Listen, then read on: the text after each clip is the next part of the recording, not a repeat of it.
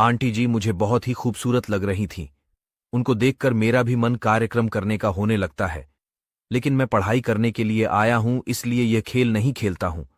मैं आंटी से कुछ नहीं कहता हूं। लेकिन मुझे नहीं पता था कि आंटी के मन में तो कुछ और ही चल रहा है। दोस्तों, ये कहानी शुरू करने से पहले आपसे निवेदन है कि मेरे चैनल को सब्सक्राइब कर लो, ताकि मेरी ऐसी ही रोमांचक कहानी सुनकर खुद को एंटरटेनमेंट कर सकते हैं। मेरा नाम मोहन है और अभी मेरी उम्र 23 साल है।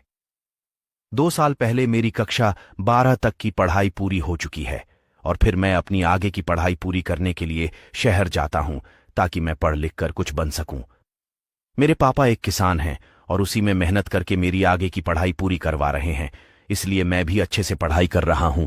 जब मैं एक कमरा पता किया तो मुझे एक आंटी के यहां कमरा मिला। उनके घर में 4 कमरे थे, जिनमें 2 कमरों में वह खुद अपना गुजारा करती थी और 2 कमरे खाली थे, जिसमें कि एक कमरा मैंने किराए से ले लिया, चूंकि वहां से मेरा कॉलेज पास में ही पड़ता था। आंटी का स्वभाव बहुत ही अच्छा था। वह अपने घर में अकेले ही रहती हैं। उनके पास एक भी संतान नहीं है। आंटी का स्वभाव बहुत ही अच्छा था। वह कुछ भी खाना या पकवान बनाती तो मुझे खाने के लिए जरूर देती। उनके मन के साथ साथ वह भी बहुत खूबसूरत है।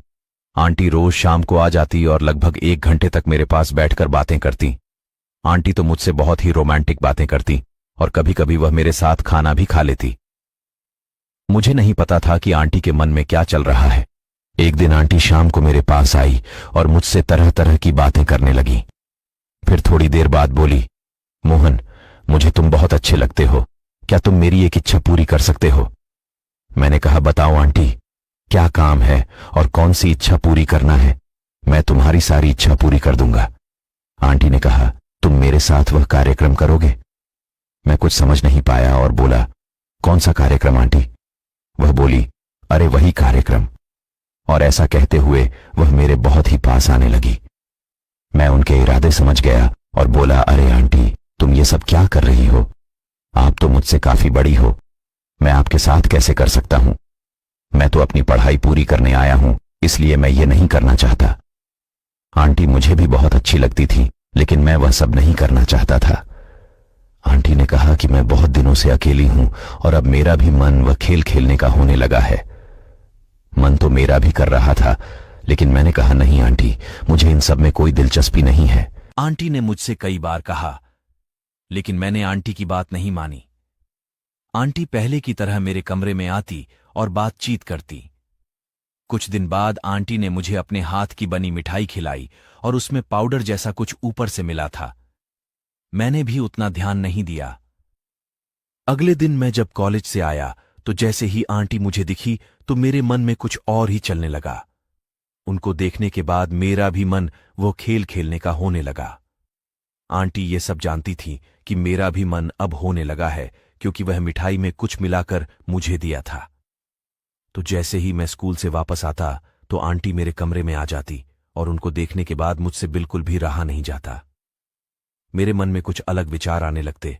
मुझे कुछ समझ नहीं आ रहा था कि मेरे साथ क्या हो रहा है, क्योंकि जब आंटी मुझे नहीं दिखती तो मुझे कुछ भी नहीं होता था। अगले दिन जब मैं कॉलेज से आया तो आंटी मेरे कमरे में आई और मुझसे रोमांटिक बातें करने लगी। उनको देखकर मुझे फिर से वही हो रहा था। मैंने सोचा, आज मैं आंटी से वो कार्यक्रम करने के लिए कह देता हूं, और जैसे ही मैं आंटी से कहने ही वाला था तो आंटी ने कहा, मुझे पता है कि तुम क्या कहना चाहते हो। चाहो तो तुम मेरे साथ ये खेल खेल सकते हो। आंटी भी जानती थी कि अब मैं मना नहीं कर पाऊंगा और ना ही खुद को रोक पाऊंगा।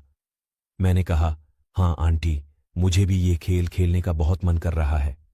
आंटी बोली, ठीक है, मेरे कमरे में आ जाओ। मैं और आंटी दोनों कमरे में गए और खेल खेलने लगे। आंटी को तो बहुत ही मजा आ रहा था, क्योंकि ये खुशी उन्हें शायद बहुत दिनों बाद मिली थी और मुझे भी बहुत मजा आ रहा था। मैंने आंटी से कहा, आंटी, आपके साथ तो बहुत अच्छा लग रहा है। अब तुम जब भी कहोगी तो मैं तुम्हारा साथ देने के लिए तैयार हूं। ये सुनकर आंटी भी खुश हुई और बोली, ठीक है। अब मैं आंटी से हर तरह की बात शेयर कर लेता था और वो भी मुझे हर तरह की बात बता देती थी। आंटी जब भी मुझसे कार्यक्रम करने के लिए कहती तो मैं मना नहीं करता और उनका साथ देने लगता। मेरा और आंटी का खेल इसी तरह से चलता रहा। फिर पढ़ाई भी पूरी होने वाली थी तो मैंने आंटी से कहा, आंटी, मैं कल अपने गांव जा रहा हूं। आंटी थोड़ा नाराज होते हुए बोली, ठीक है चले जाओ। लेकिन आने से पहले आंटी ने मेरे साथ फिर कार्यक्रम किया और मैं खुशी खुशी अपने गांव आ गया। गांव आने के बाद मुझे भी थोड़ा अकेलापन महसूस हो रहा था। दोस्तों, ये छोटी सी स्टोरी अगर आपको पसंद आई हो तो प्लीज वीडियो को लाइक एंड चैनल को